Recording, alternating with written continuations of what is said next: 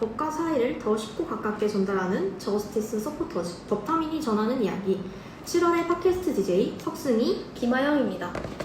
지난 시간에는 경찰관님과 함께 디지털 성범죄의 유형과 수사과정 그리고 예방법에 대해 이야기 나눠봤는데요. 오늘은 그 두 번째 이야기로 디지털 성범죄 피해자들은 어떤 도움을 받을 수 있는지 함께 알아보는 시간을 준비했습니다. 디지털 성범죄는 범죄가 발생한 순간으로 끝나는 것이 아니라 피해자의 일상과 인간관계, 정신적 건강까지 오랫동안 영향을 미칠 수 있는 범죄입니다. 하지만 많은 피해자들은 두려움과 불안, 주변의 시선 때문에 쉽게 도움을 요청하지 못하기도 하는데요. 그렇기 때문에 피해자를 위한 전문적인 지원과 따뜻한 사회적 관심이 무엇보다 중요합니다.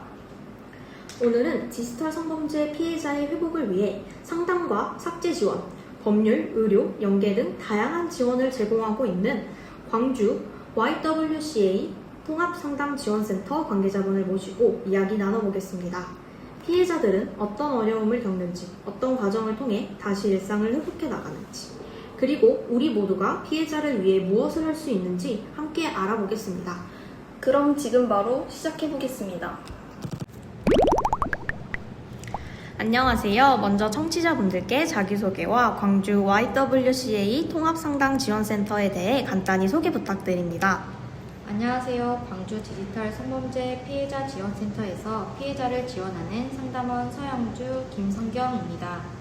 저희 광주 YWCA 통합상담지원센터는 1966년 가정법률상담소를 시작으로 1998년 가정폭력방지법이 시행되면서 가정폭력상담소로 개소해 가정폭력 피해자를 지원하였습니다. 2024년부터 통합상담소로 전환되면서 가정폭력을 비롯하여 성폭력, 스토킹, 교제폭력, 디지털 성범죄 피해자 지원까지 확대되었습니다. 현재 저희 광주 디지털 성범죄 피해자 지원센터는 통합상담소와 더불어 광주 지역 디지털 성범죄 피해 지원에 관련한 업무를 수행하고 있습니다. 바쁘신 가운데 인터뷰에 응해주셔서 감사합니다. 오늘은 디지털 성범죄 피해자 지원과 회복에 대해 자세한 이야기 나눠보겠습니다. 네, 본격적으로 인터뷰를 시작하겠습니다. 광주 디지털 성범죄 피해자 지원센터는 어떤 역할을 하는 기관인지 소개 부탁드립니다. 우선 광주 디지털 성범죄 피해자 지원센터는 줄여서 광주 디성센터라고도 부르는데요. 디지털 기기를 이용하여 비동의 촬영이나 촬영물에 대한 유포 협박, 딥페이크 등 디지털 성범죄 피해를 입은 피해자를 지원하는 기관입니다. 피해자가 의료 지원이 필요할 시 의료비 지원, 수사가 필요할 시 수사 동의, 필요에 따라 무료 법률 상담 및 재판 모니터링을 진행하고 있습니다. 피해자분들의 회복까지 함께하는 기관이라는 말씀이시네요. 단순히 상담만 하는 곳이 아니라 다양한 지원을 함께하고 있다는 점이 인상적입니다. 그렇다면 디지털 성범죄 피해자들은 어떤 계기로 센터를 찾는 경우가 가장 많은가요? 디지털 성범죄 피해 이후 혼자서는 대처하기 어렵기도 하고 수사나 법적으로 어려움이 있어 전문적인 조언이나 도움을 받기 위해 찾아옵니다. 생각보다 다양한 경로를 통해 도움을 요청하시는군요. 그럼 피해자들이 상담을 결심하기까지 가장 큰 어려움은 무엇인가요? 가족, 지인 등 가까운 주변인들이 피해 사실을 알게 될까 두려워 상담받기를 어려워합니다. 또한 촬영했던 영상이 유포될 것에 대한 불안함으로 어려움을 겪고 있습니다. 피해자가 용기를 내기까지 정말 많은 고민이 있다는 걸 느낄 수 있네요. 상담을 시작하면 피해자들이 가장 많이 호소하는 감정이나 고민은 무엇인가요? 아무래도 촬영물 유포에 대한 불안을 가장 많이 이야기하시는데요. 상대와 동의하에 촬영했던 촬영물을 헤어진 후 유포하겠다고 협박하거나 삭제하기로 합의는 하였으나 정말 삭제가 되었는지 확인할 수 없는 것에 대한 불안을 호소합니다. 말씀만 들어도 피해자분들이 얼마나 큰 심리적 어려움을 겪는지 느껴집니다. 디지털 성범죄 피해가 학교 생활이나 직장 생활, 대인관계 등 일상에는 어떤 영향을 미치는 경우가 가장 많나요? 학업이나 업무에 집중하기 어려워지고 대인관계를 기피하게 되며 사람에 대한 불신이 생기게 됩니다. 또한 주변 지인들에게 언제 알려질지 모른다는 불안을 시작으로 우울증이나 불면증으로 이어져 일상 자체가 무너지는 경우도 있습니다. 피해가 온라인에서 끝나는 것이 아니라 삶 전체에 영향을 줄 수 있다는 점이 정말 안타까운 것 같아요. 그렇다면 청소년 피해자와 성인 피해자는 어떤 점에서 어려움이 다르다고 느끼시나요? 모든 피해자는 유포된 촬영물이 영구 삭제가 불가능하여 재유포에 대한 불안을 가지고 있는데요. 특히 청소년의 경우 부모님이 알게 될까 가장 두려워하고 있어 부모님 모르게 해결할 수 있는 방법을 요청하고 있습니다. 연령에 따라 어려움의 형태도 조금씩 다르네요. 피해자가 센터를 찾으면 어떤 순서로 지원이 이루어지나요? 디지털 성범죄 피해자 지원에 관련해서는 피해자들이 센터를 방문할 때 영상물 유포에 대한 불안을 호소하고 있기 때문에 저희 광주 디성센터에서는 주로 심리상담이나 유포 영상에 대한 삭제 지원, 심리적 불안감으로 병원 진료가 필요한 경우 의료비 지원을 하고 피해자 치유 회복 프로그램을 진행하고 있습니다. 경찰에서 피해 조사 시 피해자가 불안해하지 않도록 신뢰관계인으로 동석하고 있고 사건과 관련해서 법률 전문을 받을 수 있도록 연계하며 피해자가 당면에 있는 피해 상황을 극복하고 일상으로 회복할 수 있도록 지지하는 역할을 하고 있습니다. 체계적으로 지원이 이루어진다는 점이 든든하게 느껴집니다. 상담 외에도 피해자가 받을 수 있는 지원에는 어떤 것들이 있나요? 앞에 말씀드린 내용과 동일한데요.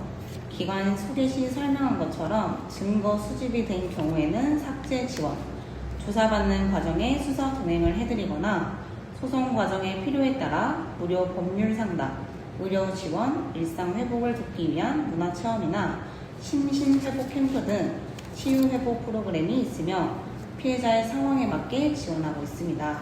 상담 이후에도 다양한 지원이 이어지는군요. 그렇다면 온라인에 유포된 사진이나 영상 삭제 지원은 어떤 방식으로 진행되나요?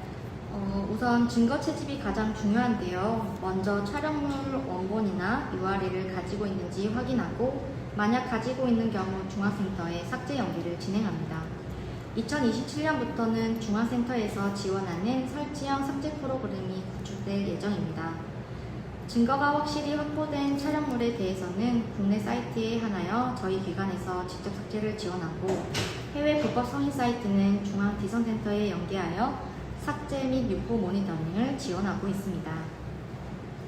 삭제 과정이 생각보다 체계적으로 이루어진다는 점을 많은 분들이 알면 좋을 것 같습니다.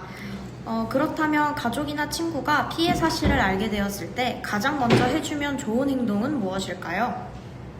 피해자는 자책감에 힘들어할 수 있으니 피해자를 탓하지 않고 나는 네 편이다, 네 잘못이 아니야 등 이런 심리적으로 지지해주는 것이 중요합니다. 또한 저희 광주 디성센터에서 피해자를 지원하고 있는 내용들을 안내해 주시면 됩니다.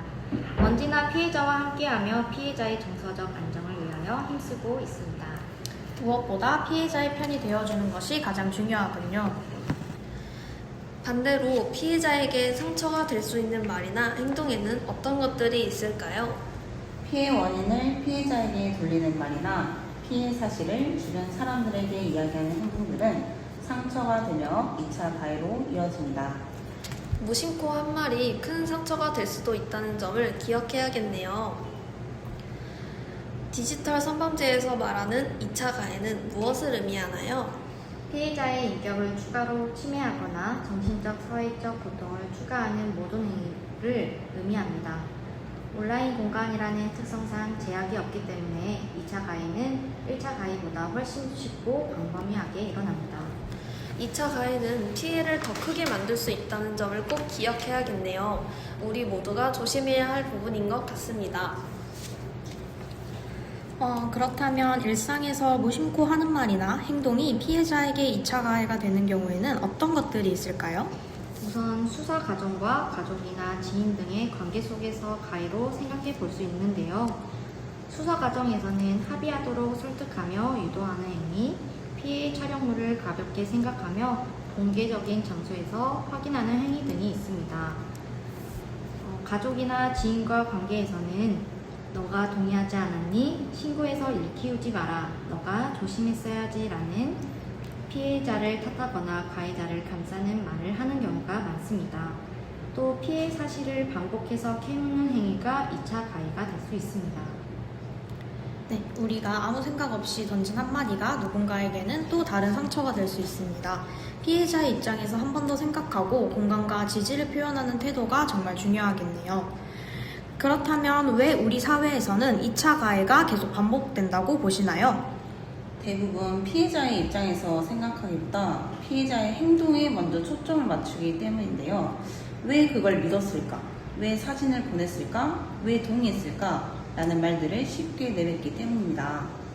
무심코 한 말이나 행동도 누군가에게는 큰 상처가 될 수 있다는 점을 다시 한번 느끼게 됩니다. 청취자분들이 2차 가해를 하지 않기 위해 꼭 기억했으면 하는 점이 있다면 말씀 부탁드립니다. 첫 번째는 피해자 탓하지 않기, 두 번째는 가해자 감싸지 않기. 이 두 가지를 꼭 기억해 주셨으면 좋겠습니다. 청취자분들도 오늘 인터뷰를 통해 피해자의 입장에서 한 번 더 생각해보는 계기가 되었으면 좋겠습니다. 그럼 디지털 성범죄 피해를 줄이기 위해 사회적으로 가장 필요한 변화는 무엇이라고 생각하시나요? 먼저 사회적 제도로는 최근 프랑스에서 9월 1일부터 15세 미만은 SNS 계정을 개설할 수 없도록 하는 법안이 통과되었습니다. 우리나라는 만 14세 미만 청소년의 SNS 가입을 제한하고 14세 이상, 19세 이하 청소년에게는 무한 스크롤과 자동 재생 등 과몰입을 유도하는 알고리즘 기능을 제한하는 방안을 단계적으로 검토 중에 있습니다. 우리나라에도 하루속히 이런 제도적 변화가 필요하다고 생각합니다. 두 번째로는 디지털 리터러시 교육, 안전하게 사용하기입니다.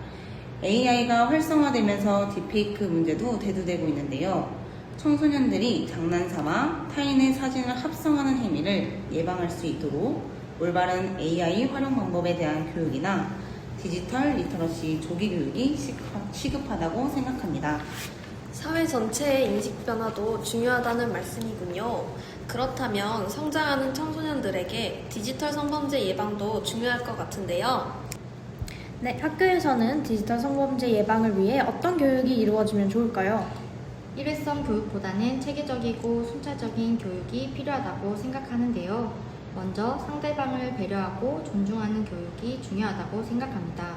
그리고 올바른 디지털 문화 교육, 본인 행위에 따른 처벌에는 어떤 것이 있는지 알려주는 교육, 마지막으로 사건이 발생했을 경우 초기에 전문기관의 도움을 받을 수 있도록 안내하는 것과 내가 상대에게 피해를 입혔을 때 상대는 어떤 고통을 받는지 생각하고 가볍게 행동한 것들에 대한 처벌이 무엇인지에 대하여 단계별 교육이 진행되었으면 좋겠습니다.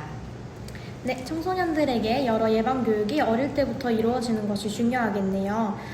그러면 지금 이 순간에도 혼자 고민하고 있을 피해자분들께 꼭 전하고 싶은 말씀이 있다면 부탁드립니다. 혼자 고민하기보다 전문 기관에 방문하여 신속하게 지원받을 수 있도록 하면 좋겠습니다. 용기를 내어 도움을 요청하는 것만으로도 회복의 첫걸음이 될 수 있습니다. 많은 분들에게 큰 위로가 될 말씀인 것 같습니다. 그럼 피해자의 회복을 위해 가족이나 친구, 주변 사람들은 어떤 태도를 가져야 할까요? 피해자가 자신감을 가지고 다시 일상 회복이 가능할 수 있도록 해주는 태도입니다. 피해자가 자신의 잘못이라고 생각하지 않도록 피해자를 믿어주고 비난하지 않고 안전하게 기댈 수 있는 존재가 되어주는 것이 가장 중요합니다. 이런 태도를 많은 분들이 실천한다면 피해자분들께도 큰 힘이 될 것 같습니다. 마지막으로 청소년들과 팟캐스트 청취자분들께 전하고 싶은 말씀이 있다면 부탁드립니다. 제가 여러분들께 전하고 싶은 내용을 5가지로 정리해 보았는데요. 첫 번째, 디지털 기기가 너무 편하고 좋지만 이를 안전하게 사용했으면 좋겠습니다. 그렇게 하기 위해서는 개인 계정의 공개 범위를 조정하는 것도 도움이 될 것 같습니다. 두 번째, 혹시라도 모르는 사람이 과한 호의를 베풀 때에는 의심하세요. 세 번째, 함부로 모르는 링크를 누르지 마세요.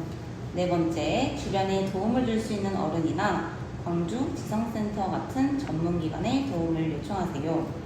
5번째, 마지막으로 불법 촬영물을 소지하거나 보는 것도 범죄라는 것을 기억해 주시길 바랍니다.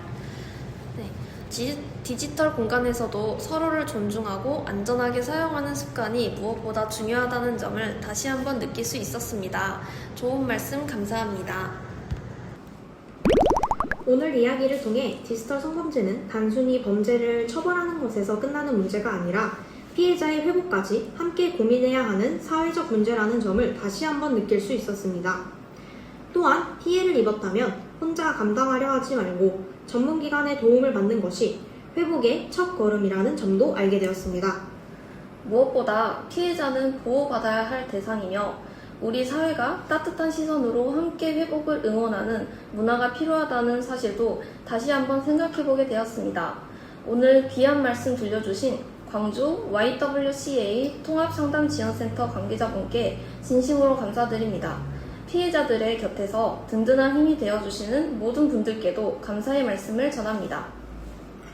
오늘 방송이 디지털 성범죄 피해에 대한 올바른 이해를 넓히고 도움이 필요한 분들에게 용기를 전하는 시간이 되었기를 바랍니다. 지금까지 저스티스 서포터즈 법타민이 전하는 7월의 팟캐스트 DJ 석승희, 김아영이었습니다. 들어주셔서 감사합니다.